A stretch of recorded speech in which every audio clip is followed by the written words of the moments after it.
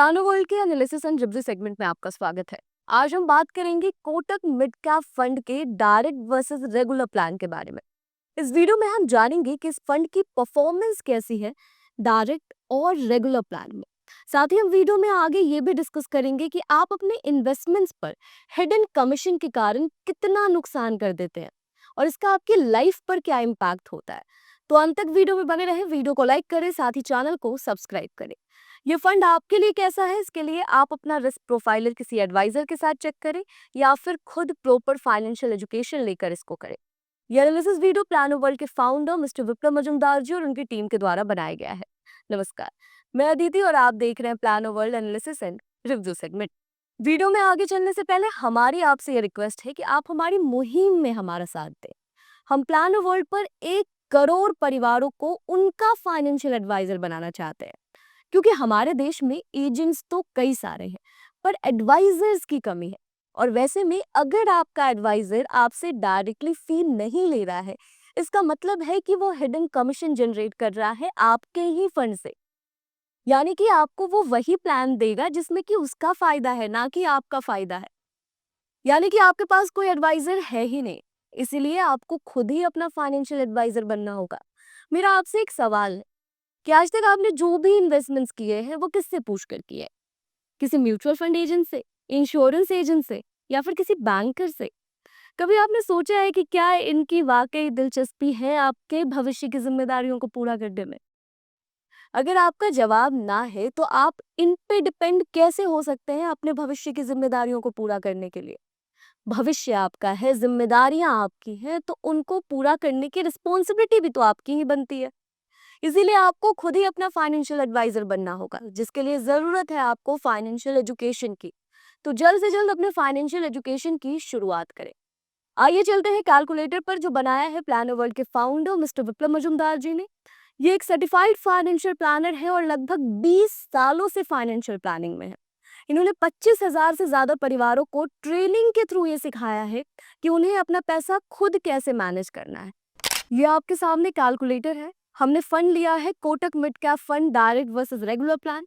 यहाँ पर हम रेगुलर और डायरेक्ट की एनएवी को कंपेयर करेंगे, साथ ही हम ये भी चेक करेंगे कि आप अपने इन्वेस्टमेंट्स पर हिडन कमीशन के कारण और जानकारी की कमी के कारण कितना नुकसान कर रहे हैं।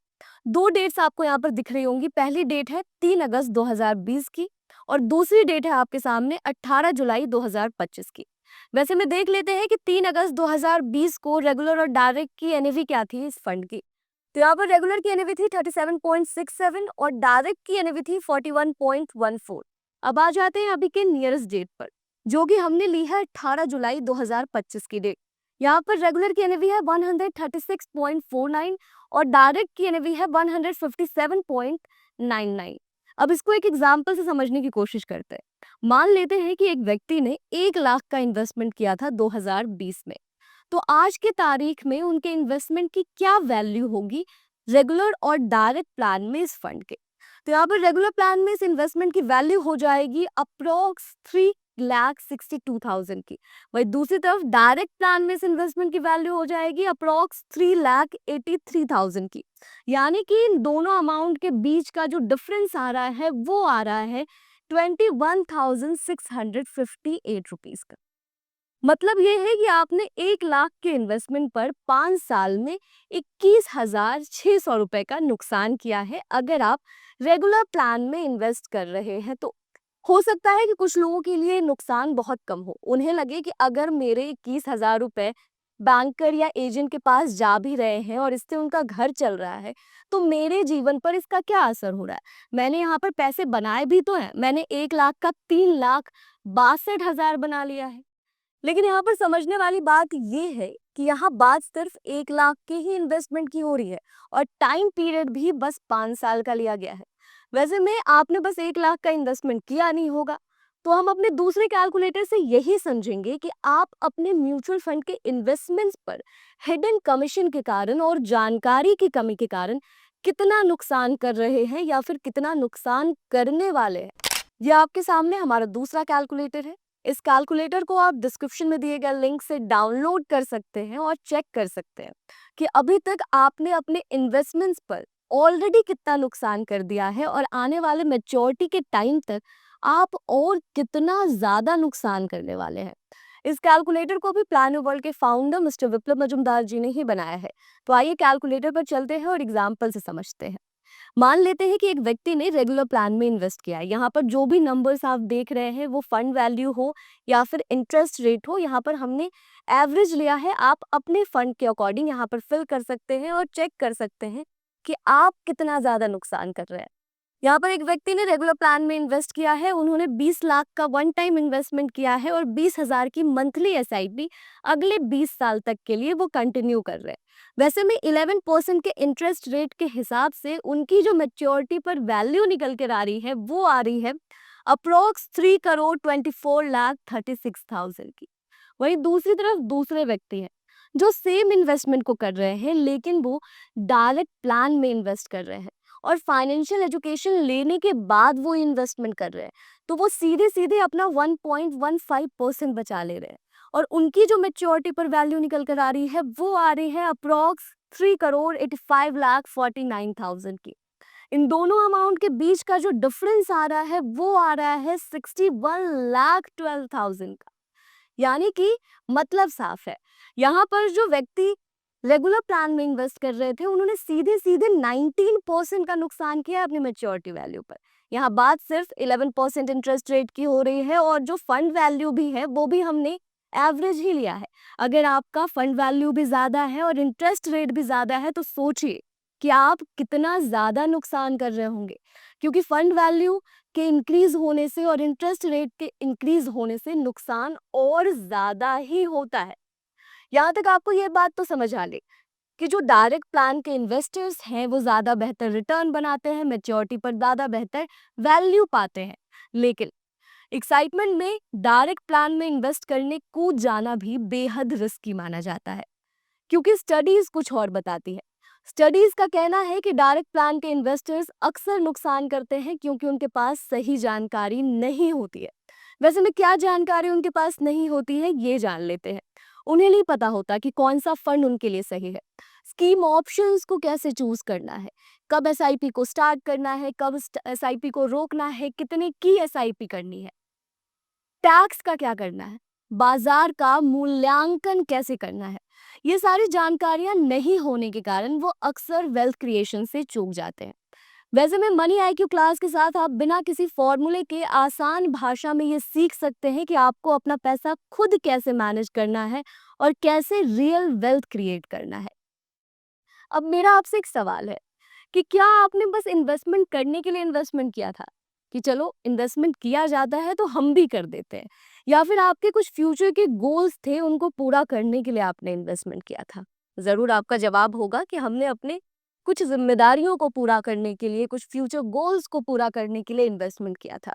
तो अपने अगले कैलकुलेटर से हम यही देखेंगे कि फाइनेंशियल सक्सेस जो है वो क्या होता है और फाइनेंशियल सक्सेस के क्या मायने हैं। यहाँ पर आपके सामने हमारी टीम ने आपके लिए कुछ एग्जाम्पल्स रखे हैं जो कि आपकी लाइफ की रिस्पॉन्सिबिलिटीज है। इनको पूरा करने के लिए आपने जरूर ही एक पर्टिकुलर अमाउंट की प्लानिंग की होगी कि आने वाले समय में मुझे इतने पैसे की जरूरत होने वाली है, लेकिन ये असल जरूरत कितने की होने वाली है हम यहाँ पर वही चेक करेंगे।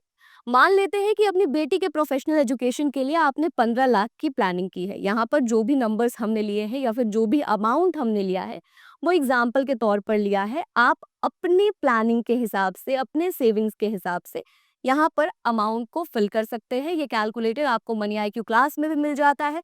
आप अपनी और भी रिस्पॉन्सिबिलिटीज को यहाँ पर फिल कर सकते हैं और आपने जितने अमाउंट की प्लानिंग की है उसे डालकर ये चेक कर सकते हैं कि आने वाले टाइम में आपको असल जरूरत कितने पैसों की होने वाली है। तो अब मान लेते हैं कि अपनी बेटी के प्रोफेशनल एजुकेशन के लिए अगर आपने 15 लाख की प्लानिंग की है तो आने वाले 5 साल बाद यही जरूरत आपकी हो जाएगी 24,15,000 की। वही अपनी बेटी के एमबीए के लिए अगर आपने सोचा है कि 15 लाख में मेरी बेटी का एमबीए आराम से हो जाएगा किसी भी साधारण से एमबीए कॉलेज में, तो आने वाले 10 साल बाद उसी एमबीए कॉलेज का खर्च बैठने वाला है आपको 38,90,000 का, क्योंकि 10% के हिसाब से इन्फ्लेशन रेट जो है वो एजुकेशन के ऊपर इंक्रीज होता है। अब आ जाते हैं आपके बेटे के प्रोफेशनल एजुकेशन पर। अगर आपने 15 लाख की प्लानिंग की है तो आने वाले 12 साल बाद ये ज़रूरत आपकी हो जाएगी 47 लाख 7,000 की। वहीं अपने बच्चों की शादी के लिए अगर आपने सोचा है कि मैं 10 लाख में तो आराम से सिंपल सी शादी अपने बच्चों की कर दूंगा, तो आने वाले 18 से 20 साल बाद ये जरूरत हो जाएगी 33 से 38 लाख की, क्योंकि यहाँ भी 7% के हिसाब से इन्फ्लेशन रेट इंक्रीज कर रहा है। अब मेरा आपसे ये सवाल है कि क्या आपने इन चीजों को ध्यान में रखते हुए, महंगाई को स्पेशली ध्यान में रखते हुए इन्वेस्टमेंट किया था? क्या आप इस हिसाब से अपने फ्यूचर की प्लानिंग कर रहे हैं? क्या आप इस हिसाब से सेविंग्स कर रहे हैं? कभी आपने सोचा है कि हम लगातार मेहनत करके सेविंग्स करते हैं, इन्वेस्टमेंट करते हैं, लेकिन फिर भी अंत में पैसा बन नहीं पाता, वेल्थ क्रिएट नहीं हो पाता? आखिर क्यों? क्योंकि कभी एफडी ले लिया, कभी पेंशन प्लान ले लिया, कभी इंश्योरेंस प्लान ले लिया। ये वही सारी चीजें तो हैं जो हमें बचपन से सिखाई गई है।